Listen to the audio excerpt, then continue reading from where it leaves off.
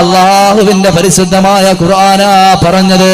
അല്ലാഹുവിന്റെ പരിശുദ്ധമായ ഖുർആനാ പറഞ്ഞത്. ആരെങ്കിലും അതാ ശരീരത്തിന്റെ വികാര വിചാരങ്ങൾ കടിമപ്പെട്ടുകൊണ്ട് കടന്നുപോയാ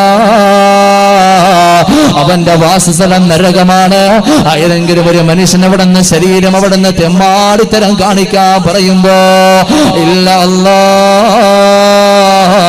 അല്ലാഹുവിനെ പേടിച്ചുകൊണ്ട് അവര് കടന്നു പോയാ അവന്റെ വാസസ്ഥലം ഏതെന്നറിയോ? കിളക്കണ്ട, വെട്ടണ്ട, വെയിൽ കൊള്ളണ്ട, നിനക്കുള്ളതൊന്നും നീ അതിൽ അറിയണ്ട.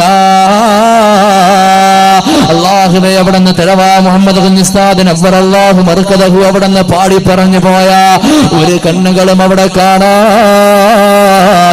ഒരു ഖൽബുകളും കേൾക്കാത്ത, ഒരു ചെവികളും അവിടുന്ന് കേൾക്കാത്ത, ഒരു കാതുകളും ഇന്നേ വരെ കേൾക്കാത്ത സുഖലോലപരമായ സ്വർഗമില്ലേ?